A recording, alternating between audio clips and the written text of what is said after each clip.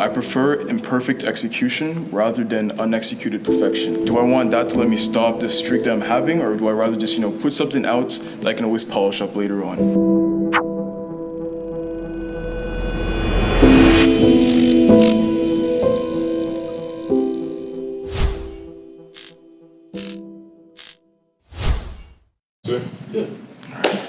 What's up, G-Town? I hope you guys are doing well. We're doing well. We just wanted to say, first of all, thank you guys for clicking on this video. I'm over here with my boy, other host, co-host, Lutumba. Today we have a special guest, a really special guest. He's done a lot of stuff. First, his organization, Kids Connect Africa. Then he did a project, 731, I believe, on Instagram. And yeah, bro, he's a public speaker also. So he had a lot of projects, a lot of stuff going on. So yeah, welcome Frank Malik. How are you doing, bro? I'm doing great. Thank you to both of you guys for having me on the podcast. Blessed to be here. Thank you so much. Yeah, thank you for responding. I think we contacted you a while ago. A while ago. I wasn't too sure if the podcast was gonna happen, honestly, just because you have a lot of stuff going on too, right? True. You had a lot of stuff going on. A lot of stuff going on. You can see that through your social media, through your person. You have a lot of, not entities, but I won't say agency, but responsibilities, you know what I mean? And I just wanted to know, take me as if I was someone who didn't know nothing about you. I want to know, what is Kids Connect Africa? All right, Kids Connect Africa, and the easiest way of explaining Kids Connect Africa is through our slogan. Kids Connect Africa is a Afrocentric leadership-based organization with the goal to not only inspire, motivate, but empower the next generation of African leaders. And we say African leaders because for us, leadership, it's not a title, it's not being president, it's not being a founder, it's not being a manager. Leadership is a way of being with those around you. It's the way you empower those around you. It's the way that you help everyone around you facilitate the work that is necessary for the community. So us, as an organization, what we want to do is teach all these young little kids, but also young adults, what is required to facilitate and learn those type of skills, those type of concepts, those types of soft skills, and hopefully later down the years see them in positions of power, but using it the way that will actually help not only their country but the continent overall. How do you think you teach these kids how to be leaders, how to be the people that you aspire them to be? Exactly. So right now, Kids Connect Africa, we have three main pillars of activities. So the first one being our yearly donations we do, and we've been doing those donations ever since we were 16, 14 for the youngest person on the team.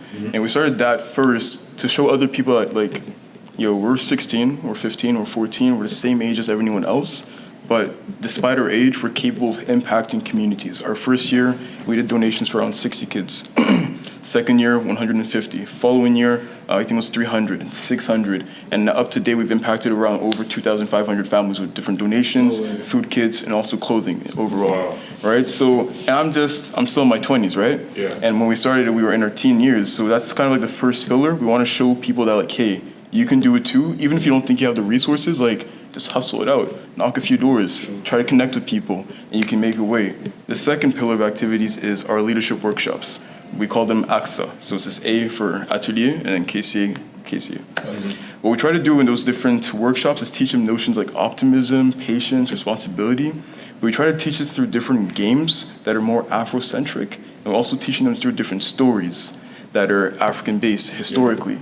Because a big reason, I try to give this example all the time, Americans, for example, why are they so prideful? Why are they so proud to be American? Because they see a bunch of American Olympics or American innovators or American writers, and you're like, okay, that's my guy, right? You can relate. But as a young African, if you don't have someone you can necessarily look up to or you can relate to, it's hard for you to be I'm proud. You're proud for what? So you got to teach you and tell you hey, there's people in the history, there's this one queen warrior, Amanirenas, South Sudan, who one-handedly pushed back the Roman Empire, right? If we start teaching these type of stories to young girls, our daughters, our cousins and all that, they'll feel a lot more empowered to work towards their goals, towards these projects. So that's another reason we put that in place. Yeah. And then lastly, les causons discutons. I think we'll talk a bit more about that after. But that one is so now we're kind of more grown, young adults, university-based. we want to create an environment where people can not only talk about the problems happening within the continent, because it's fun. I think we're always talking about like, oh, this person did that, this person did this. But how about we sit down and actually try to think about solutions, right? Because a leader is not just someone who's gonna be saying like, oh, this is the problem, this is the problem, this is the problem. A leader is someone who's gonna say like, all right, we got this problem. Here's a solution. We want to foster an environment where people can, start working on their critical thinking. Because later down the years, that's what we're gonna need. Yeah, right. True. Talking about stories and education. Yeah. I like how you guys emphasize on the culture, because I don't want to say this out loud, but I'm not very much of a guy who went back in my countries, and I grew up here, unfortunately. So I don't know the history of my continent or my country that much, and I like how you guys really want to put this in your activities. It's really nice, like the woman you just said talked about Amanirenas. I didn't know about her. Yeah. So today. Yeah, She same. pushed the Roman. What do you mean? So I can't say which year this was, but there's like the Roman Empire, obviously trying to come, colonize or like take different territories in Africa. And back in the times, you have queens who were just, stationary queens, but you also had queen warriors, queens who would actively fight with their armies. And Amanirenas was one of them, and she led her army to kind of push back and defeat this little war that they had with the Roman Empire and make sure that they didn't come and take conquest of their territory. It's that's not talked about. It isn't. That's not talked about. Why do you think that is, though? Why do you think, like, stories like that aren't talked about here? I mean, that's a good question, man. I mean, even back in Africa, or back in our home countries, think about it. If you're from Cameroon, you're from Congo. Yeah. Post or before, independence, do you know anything about what happened back there? A little bit. All right. A little bit. No. But You? okay. Yeah. I guess. You? Yeah. What? Congo? Yeah. Before independence? Yeah. Well, We had a president, his name was Kasavubu. That's why we have a city or a province named Kasavubu. Okay. And he was the president before MUBUTU. MUBUTU was the one who took charge. Yeah, I know my history, bro. Hey, that's what's up. MUBUTU was the one who took charge. I don't think we have time for this, though. You feel me? So- okay. No. MUBUTU was the one who took charge. He made a coup d'etat. Okay. And Kasavubu was torn away. And MUBUTU started like chasing all of the white people, no offense, all of the white people, all of their industry, everything. He started to like ban them. You feel me? So the only mistake I think he did was, they created a usine. I don't know how you say this in English. Like manufacturers? Yeah. Manufacturers, yeah. White people, Caucasian, created manufacturers, but he destroyed them. That's the thing that I think he did bad. But I don't know my history, bro. And after MUBUTU, he killed Lutumba. Okay. Hey, you know your stuff. Don't play with me. Okay. I just wanted to go back a bit. You talked about your first pillar, right? Yeah. So the donation part and everything. Who do you guys donate to specifically? Do you guys donate to organizations? How does it work? So since KCA Kids Connect Africa, we started in the Ivory Coast, so we have a team that's based there too. So essentially, most of the times whenever we do our fundraising, we have our funds. They'll go straight to the team there, who kind of buy stuff and give it out to different orphanages, or will go into the streets as well. Okay. Now, how do you know that the team is reliable enough for you guys to know that they don't keep the money for themselves, but they distribute it to the kids? Because we know plenty of organizations around the world. Often we can, like the Red Cross. I don't want to bash nobody, but the Red Cross, sometimes you can, people donate there all the time, but how do you know that the Red Cross doesn't keep it for themselves, but actually use it to help out the kids? 100%. I would say one of the things that I was doing a lot in the earlier years, for almost every single activity that we had that was related to money and doing donations, I would either personally be there myself, or one of our vice presidents or like head of departments would be there as well. Another thing we do is there's no payment that goes through without us getting receipt. Like if we're buying something at the store, we're buying these foods, we're buying this, we're getting receipt, we're calculating everything. If we sent over, disons, 50,000 francs CFA, if we see that everything adds up to 49, okay, what happened to that 1,000, right? We're gonna start asking questions. So everything is very meticulous. Like we ask them like, hey, what happened to this? Let's make sure everything is well budgeted. And then once we get all the receipts, we calculate it. If everything's perfect, which most of the times it is, we're good. If not, we start asking questions. Because we did have a situation where... I was about to ask. You guys ever had like a... Oh, we've had all of our money disappear in all of your money disappear. Yeah, because we had all of our money in the Ivory Coast disappear because it was one person, and over there it's very much so mobile money because we didn't have a bank account. Yeah. So everything was on mobile money on one person's phone who was working with us for about, say, a year and a half. And out of nowhere, this guy just stops replying, disappears. I'm asking people like, hey, like, let's go. Like, I'm not even thinking he's a robber or anything. I'm like, oh, I'm worried. So I tell people like, go to his neighborhood. Can we check him out? We don't know where he lives. We know his area, but we don't know where he lives. So 4 years passed. I still don't know where this guy is. Okay, so he just disappeared. Disappeared with a cold. Money's gone too, unfortunately. Yeah, we will find you. I won't say your name out here, but next time I go back to Ivory Coast, I know your area. I want to know because I feel like Kids Connect Africa is a beautiful concept, to be honest. Thank you, brother. But I want to know, how did the idea came to you? The idea? Yeah. Okay, gotcha. Actually, I like telling the story. I bet. So, I grew up my first 10 years of my life here in North America, right? And unfortunately, when you're watching the news as a young 8-year-old, 9-year-old, 10-year-old, and they're showing you what Africa looks like, in my head, I'm thinking like, oh, okay, apparently my cousins, they walk like 15 kilometers to get like 10 milliliters of water. Or apparently my cousins, they don't know, they swing from vines and everything, they live in huts.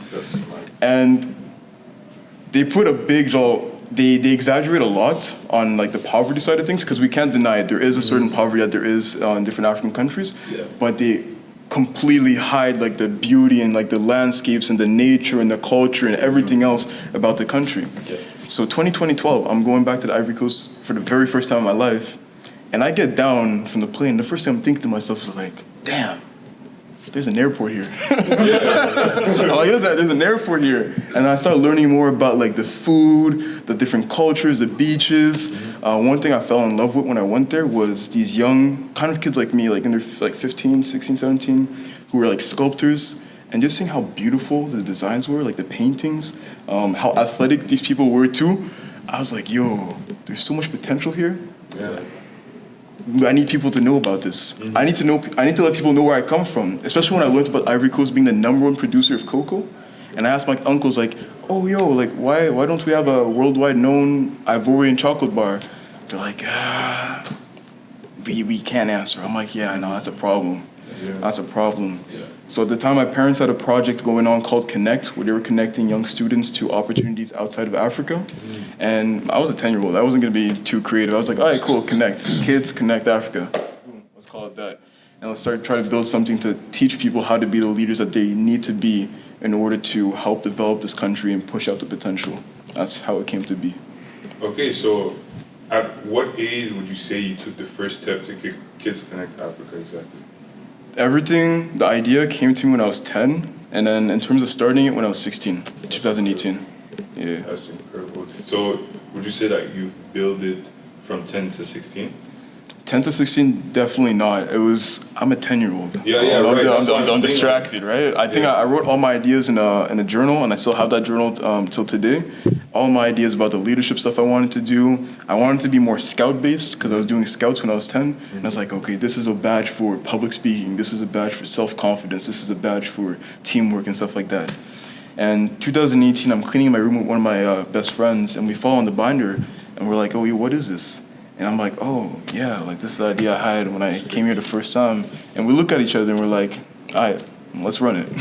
Okay. And that's how it got started. So I just wanted to, close really quickly on Kids Connect Africa because we have other subjects and other questions, unless you had another question. No problem. His story made me think about a story of I remember my brother told me something. He went to work, and he was working with this Caucasian woman. And this Caucasian woman asked him, where were you born? He said, oh, I'm born in Africa. And she said, oh, so you were born in the huts and all this stuff. Crazy. That's crazy. He was like... That's racist, right? that is. Racist. And he was like, no, I was born in a hospital. I was born in a normal hospital. She was like, there's no hospital in Africa. Wow. Crazy woman, mind you. And that made me think about when you said you saw on the media how they described Africa. Yeah. And they put so much emphasis on the Bad. poverty. Yeah. But bro, when I look at my country, at your country, at his country, I'm like, people live there. It's beautiful. A lot of people of my own skin, you know, and the beach, everything is beautiful. So I think that like, the media has a big impact on how we see things. But yeah, I'm gonna let you close it. Nice. Yeah. So next, there was Project 731. 731 we wanted to talk about. Yeah. I feel like that project was very impactful. Just because, like, especially for us, just because we thought it would be an incredible subject to talk about. Yeah. Many people, our audience, or many people in general, would like to, understand what it is, know how you function in that type of situation. So first of all, I'm gonna let you explain what is Project 731. Project 731. So a lot of people got it confused, thinking it was a whole year thing. Okay. But the Project 731 was just for the first 31 days of 2025. Okay.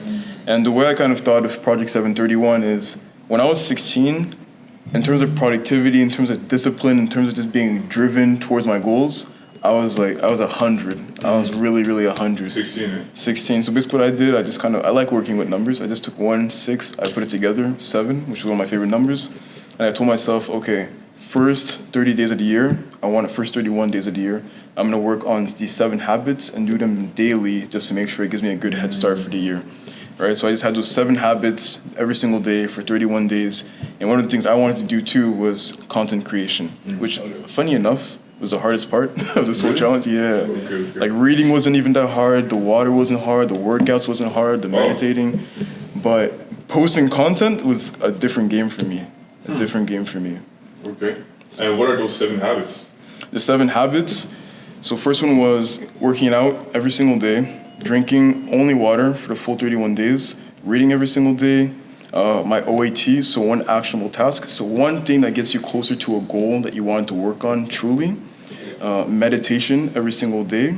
Praying, I already pray, but I just wanted to make an emphasis on that in the challenge. Praying every single day and networking with one new person every single day. Right. Yeah. I want to think that, and maybe that's not the stuff you want. That's fine, go ahead, bro. I want to think the networking.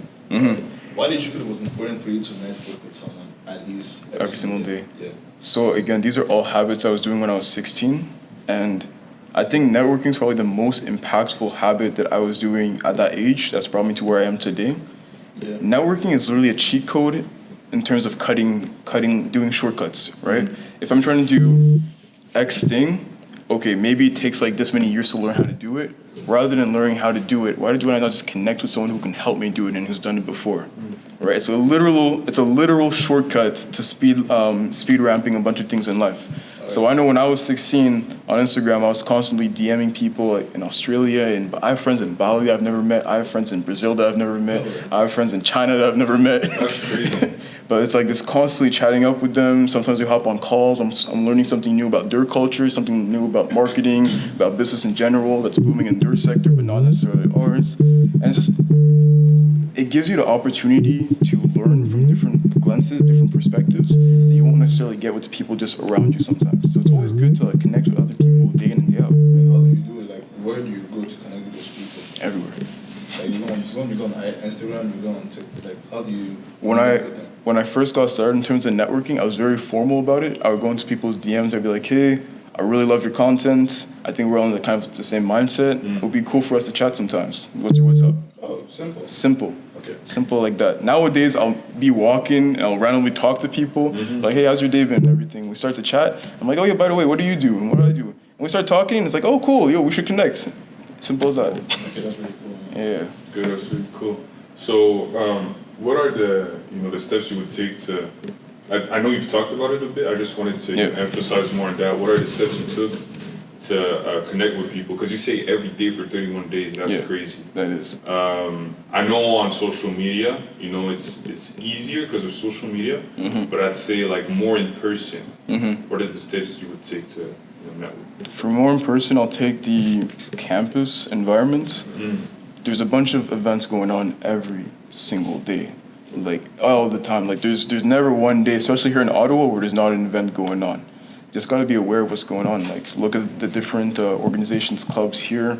What event do they have going on? Go on Eventbrite, go on Facebook, go on Meetup. there's always something going on. Find something that you enjoy doing. Find an event where you feel like you'll find like-minded people, and go there alone. I prefer going to events alone because now you're forced to actually talk to someone rather than just walking around and being that one guy with a cup in the corner, right? And like sooner or later, either you're gonna gravitate towards someone or someone's gonna gravitate towards you because you're alone, and boom, connection, right? Or even if you're just walking down the streets, or I personally, I've made too many friends in the elevators. Because I live on the 20-something floor. I'm not going to say my floor. I live on the 20-something floor. And sometimes I'm going up and I'm like, yo, how's your day been? And they're like, yeah, day's been good. Honestly, man, we had a really bad game and everything. I was like, oh, you play basketball? I was like, yeah. Boom, like that. I was like, yeah, we should hoop sometime. So you don't have a hard time just opening up and talking to people? Now I don't. Back then, it was a different story. Because I feel like our podcast, something I like about having a podcast is we can learn from people, from our guests. I want people that are watching this podcast to learn how to break the ice or how to be confident in talking to people. So I would like you to take me as if I was someone like, no offense, no hope, like I'm a good no hope. No, but like, okay, you understand, you know, yeah. So, like, give me exercise or steps or, task that can help me develop my communication skills? Social skills. Social skills, like being more open and all that. Exactly. I think one of the first ones I personally did when I was, I'm going to say 18, 19, rather than starting a conversation with someone, because that can seem very scary for people who have like social anxiety and all that, just leave a comment and then go. Right? If I'm walking by and I see someone with nice shoes, I'm like, hey man, nice shoes. Thank you. You're welcome. I continue. I don't got to see that person no more. Right? And you're probably thinking, okay, I didn't die. Right? True. Or you see someone else, it's like, hey, yo, nice shirt. Or hey, cool, nice hoodie. Right? Just leaving a little comment and getting used to just breaking the ice and dropping something and then being receptive to it. If you get used to doing that, starting a conversation with someone out of the blue is going to get easier and easier and easier. All right? I understand. That's one thing for breaking the ice. In terms of communication, getting better at that, there's this one public speaker, I forget his name, I really do, but he says to record yourself every single day, talking for maybe 60 seconds, and just look back at it. What words do you feel like you're putting in that are filler words? What are you talking too fast, talking too quick? Do you not talk with your hands? Are you like this and just talking kind of like a serial killer?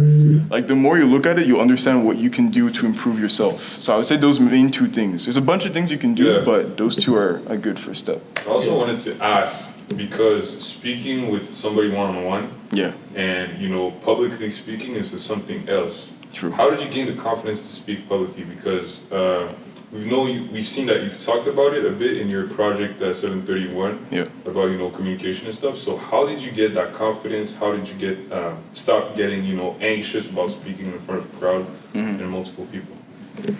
For me, I would say I've been giving God-sent parents, honestly. My parents helped me a lot in terms of my communication, being willing to open up to people. When it comes to talking one-on-one, my dad helps me a lot. When it comes to talking to in a crowd, my mom helps me a lot. Sure. And how did I personally get used to it? I think it's really just practice. I don't really think there's something I could say in particular that just kind of gives you that magic power to talk in front of people. I know my first 5 times talking in front of people, it would always be this leg. This leg would start shaking out of nowhere, right? Out of nowhere. And sometimes I'd have to stomp my leg and be like, yo, calm down. I'm trying to talk. All right, so I would really say just practice makes perfect and kind of doing it progressively. If you can talk to one person, you can talk to 2, you can talk to 4, you can talk to 8. You keep on going slowly at a time for the most part. And Project 731. Yeah. I want to know what was your most difficult day and why? Project 731. I want to say day 21 or 22. At 21 or 22, I think it was one of my most lazy videos too. I remember vividly saying in the video, honestly, guys, today ain't it. Today ain't it. I think I was walking out the gym and everything, and I was like, yeah, today, honestly, did not want to do anything, did not want to do this video, did not want to post. But one thing that came back to my mind, and one thing I say a lot is, I prefer imperfect execution rather than unexecuted perfection. So I could have told myself okay, this is gonna be a very shitty video, it's not gonna be nice, it's gonna be bad. But do I want that to let me stop this streak that I'm having, or do I rather just, put something out that I can always polish up later on? So that day was really tough, but I kind of told myself, like, hey, it is what it is.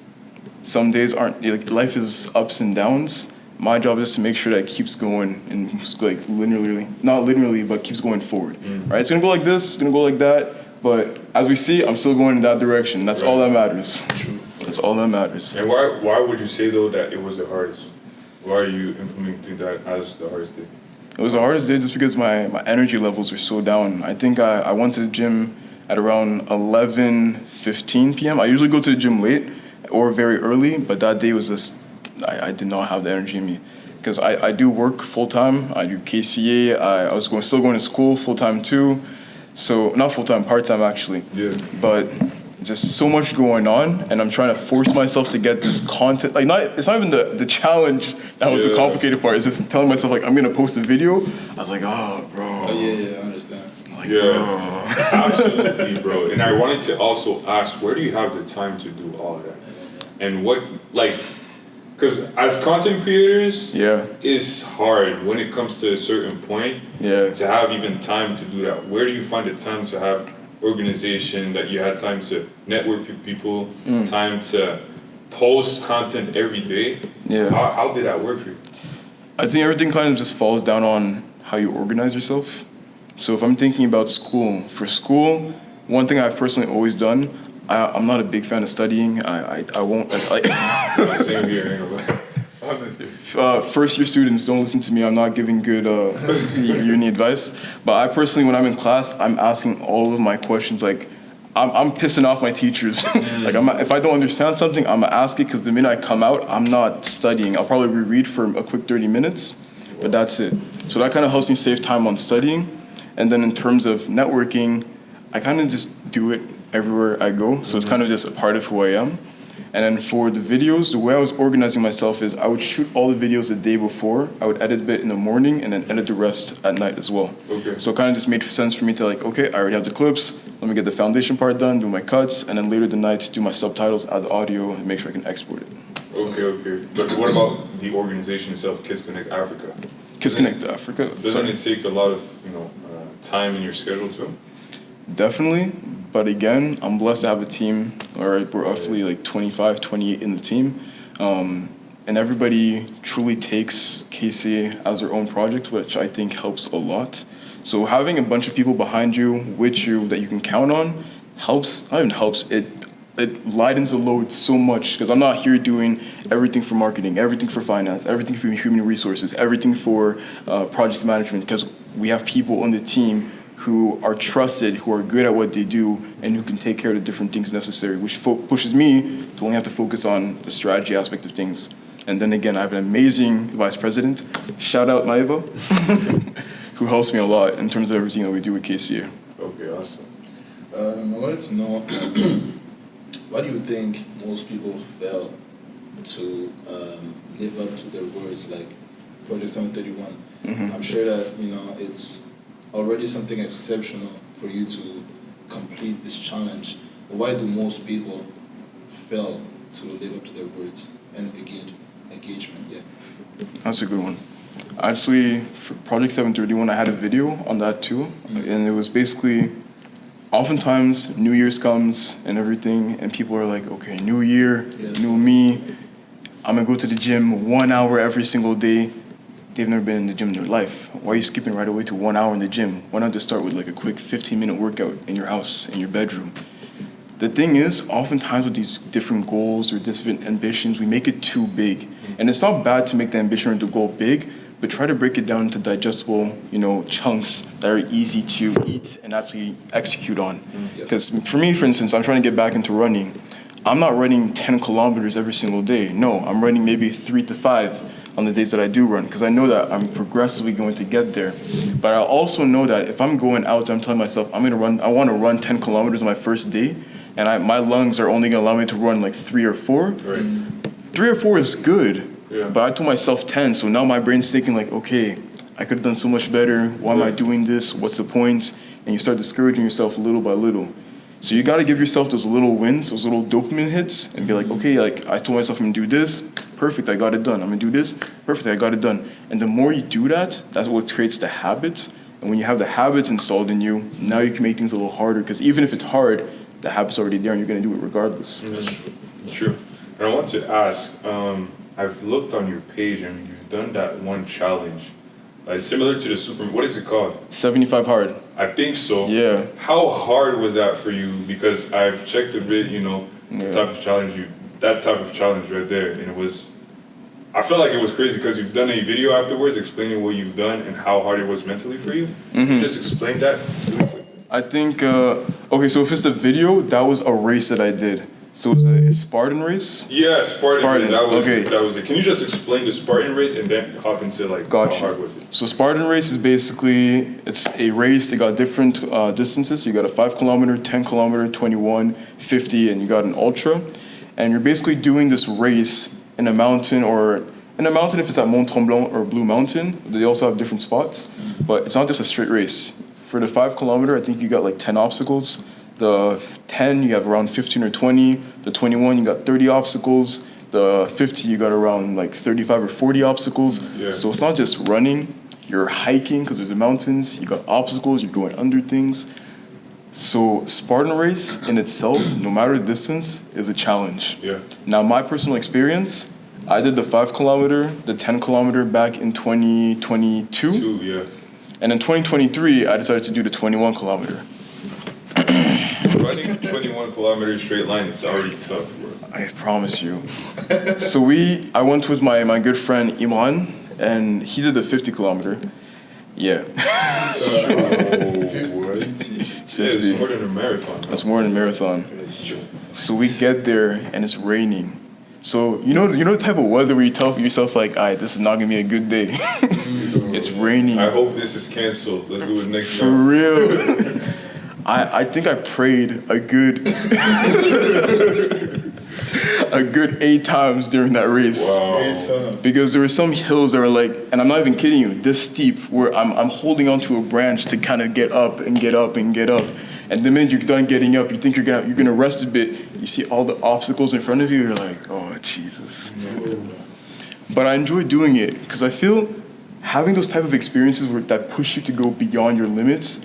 The minute you're done, you just tell yourself like, okay, I did it. Yeah. Now that I've done this, like, what's next? This year I'm preparing for 50 kilometers by the grace of God. So we'll see how that goes. But it was a really interesting experience. I think it took me around 4 hours to complete. Yeah. I want to be able to do the same time, or roughly 4 hours and a half for my 50 kilometer this year. But it's a great experience. You guys should join. Yeah, we'll definitely start by the 5 if we do it. When you do it. When we do it. All right. Yeah. I wanted to know your communication skills, social skills. Yeah. I want to go back on this. No problem. I feel like it's something every human should possess.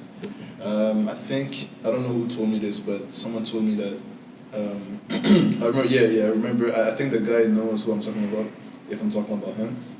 I went to one of my good friends' church. Nice. And I went there, and this friend was friend with everybody there, so he started talking with everybody, He was having fun with people, and I was just, hiding. I was just, in my own place, trying to just being shy or whatever it is. He came and was like, "What are you doing?" I'm like, "Bro, I don't want to talk to people right now." He's like, "Bro, like you don't understand. Talking to people is gonna open so many doors for you. It's gonna open so many opportunities. So I want to understand what doors open for you when you started to, really being confident and started networking with people." So I have a friend who's friends with this other guy, and this was back in around 2021, 2022. And I saw the work he was doing. He's very entrepreneurial based. He has his own company and everything. And we're good friends today, actually. We had a video together yesterday. And I saw his stuff, and I think I reached out to him, or he reached out to me, or maybe we saw each other somewhere, and we just kind of started talking about our projects, talking about our goals. And he was connected very closely with this other foundation who often gives out these grants. And he let me know, like, right away, like, hey, they have this grant coming on soon, you should apply. I never would have known about this if it weren't for him. If it weren't for him being the friend of my other friend, right? And I applied for this grant, and thank God we got it. I started connecting a lot more with the people within that foundation who connected me with other people, and that's how I ended up sometimes talking on these panels or these events. It's also where we got invited for their event, their big conference in Montreal in February. Wow. And just seeing how all of that started from me just saying hi and be like, yo, what's up? Lucky Project. Like, hey, can we connect? And to that becoming us and the team going to Montreal for an event, I think that speaks to itself to the power of networking. Like, even in terms of public speaking and being an MC, that started with me just with KCA to one of our Causes Discutons. We had a speaker who came, and I connected a lot with her. I was like, hey, honestly, I love the work you're doing. I see that you have a nonprofit, I believe, in Cameroon. And we just connected. And when she was on the event, I said, thank you very much. Have a great time. And 2 months passed by, and she told me, like, hey, I have a book launch. Can you come? I want you to be our MC. I was like, all right, cool. I've never done this in my life, but let's do it. And after doing that, she had one of her friends who saw me being an MC, and she's like, yo, I have a gala in 3 months. I want you to be my MC too. Okay, so we all followed. All followed. Domino effect. Domino effect. That is incredible. Yeah. If you could go back to your younger self, right? Yeah. And tell him something that you wish you would know back then, what would it be? Stop hesitating. Okay. Yeah, I feel like I used to hesitate a lot with a lot of things. I feel like there's so many different risks that I could have taken a lot earlier, different projects I could have gotten started on. And had I done it earlier, things may or may not have been, a bit better nowadays, but I would never know. I can't know, but I would say stop hesitating so much on different projects and be like, is this gonna work out? Is this not gonna work out? And just do it. If it works, hallelujah, it works. If it doesn't, it doesn't. Move on.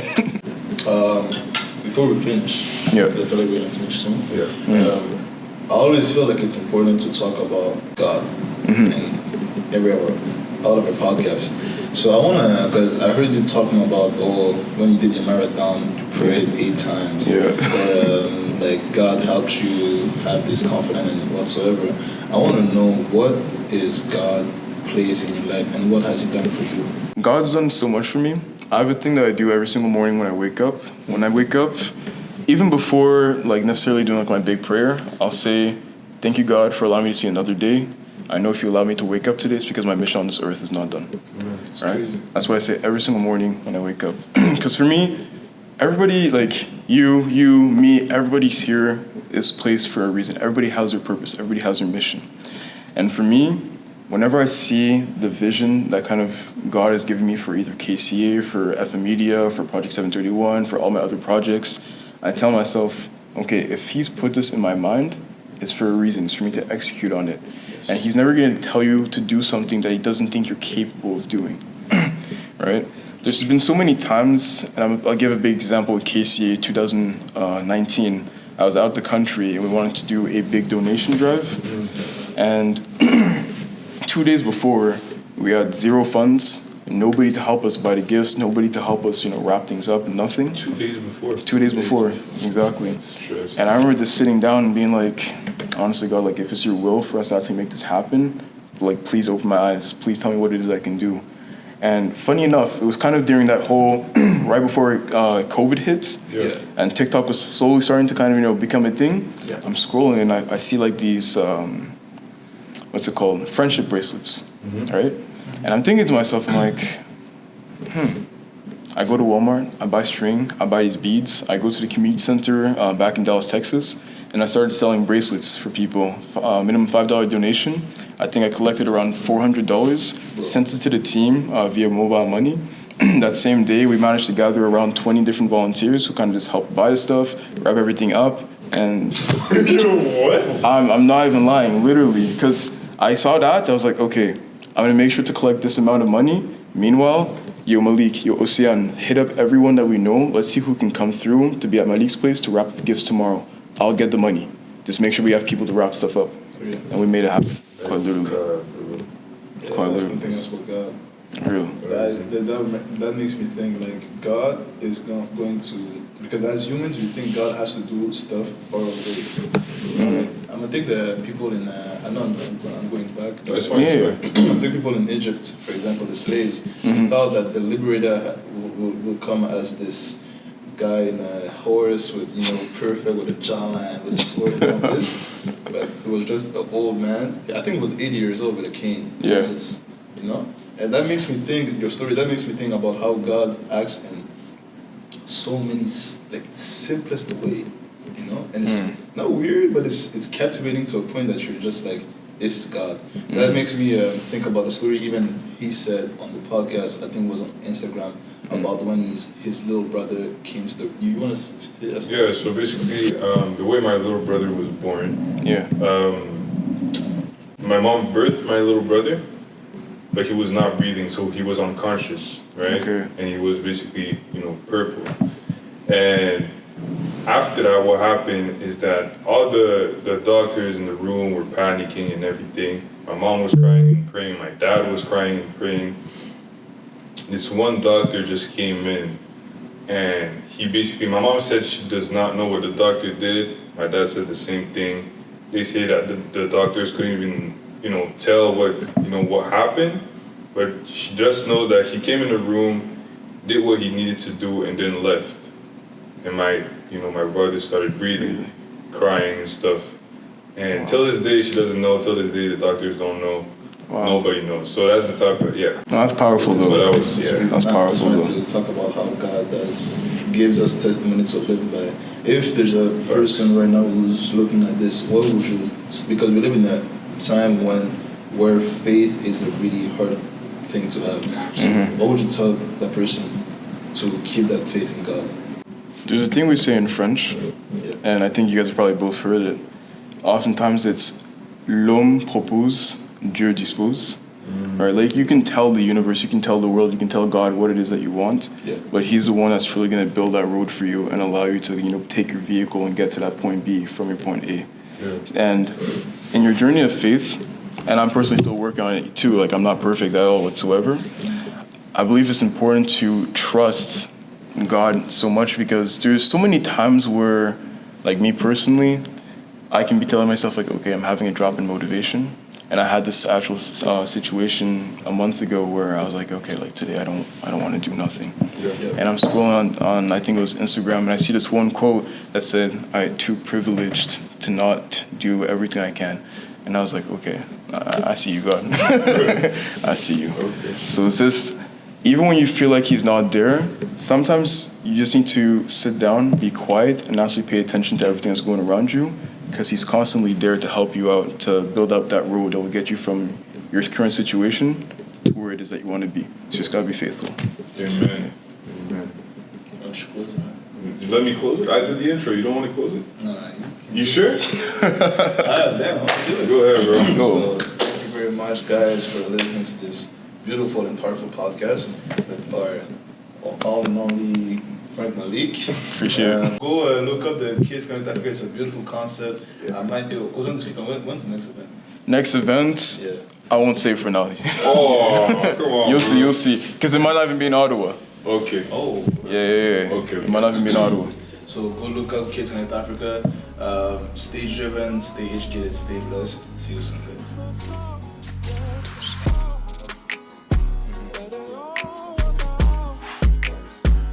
So next, there was Project 731. I feel like that project was very